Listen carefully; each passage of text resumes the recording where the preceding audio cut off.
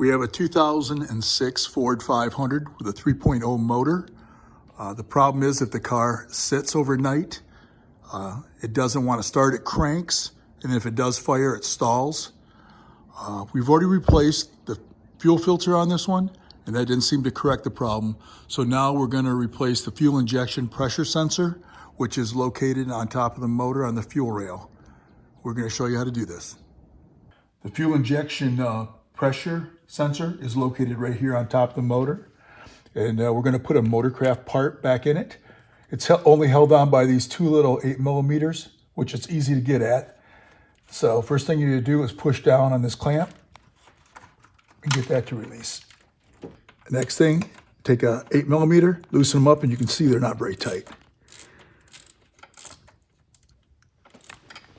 And right here, this rail's in the way and this is in the way.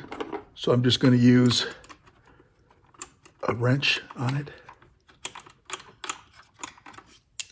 And get it out with my fingers. Now, if you want to do this when the motor's cold, because of course if it's warm, it's going to be under pressure. This supplies and regulates the pressure to your injectors on your motor to make sure your motor's running right at certain speeds. Like if it's cold, it's going to be different than when you're driving down the road at 60, and this regulates that. This one's a little harder to get at, but doable.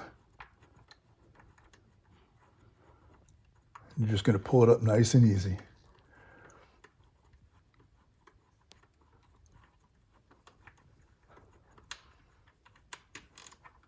Okay. You got the two out.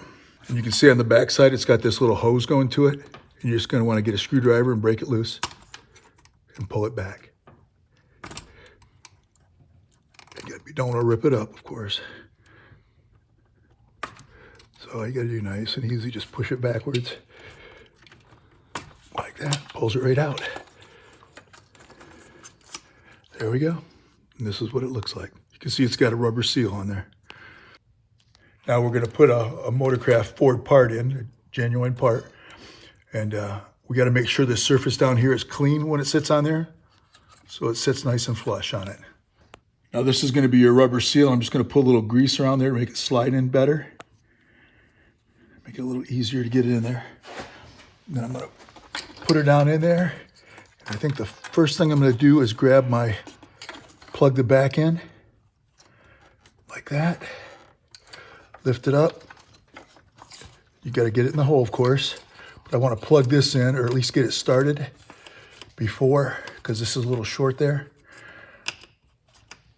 Before I get it all the way down. You're going to have to wiggle a little to get it down in there.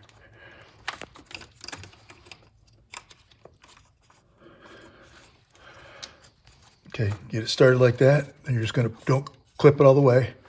Just wiggle it till it goes down in. Just like that. Next thing you do is just start your bolts. Start them by hand so you don't cross thread it.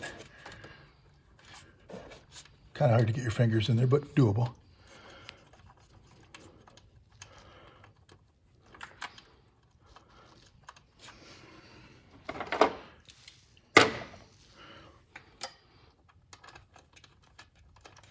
You see that one started? Nice and easy. And you don't want to do this, of course, when the motor is hot, because it'll be under pressure, and gas and a hot motor don't always mix well.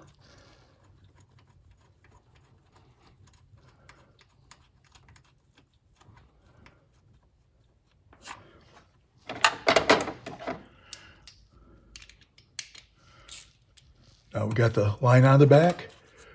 Now you can click that in, as you can hear it, and just snug it up.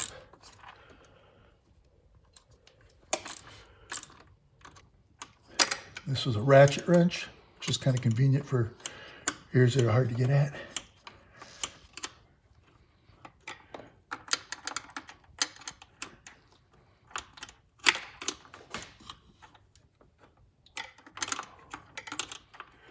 A little harder to do this way, but doable. Depends on your tool availability, what you have for tools.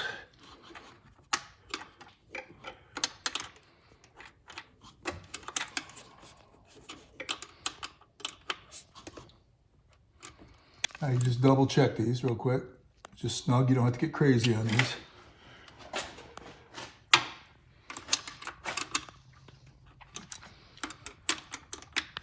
A little tougher to get on this one, but you can do it. Okay, tight enough. And this is a retainer, it fell off. You just want to make sure that's clipped back on.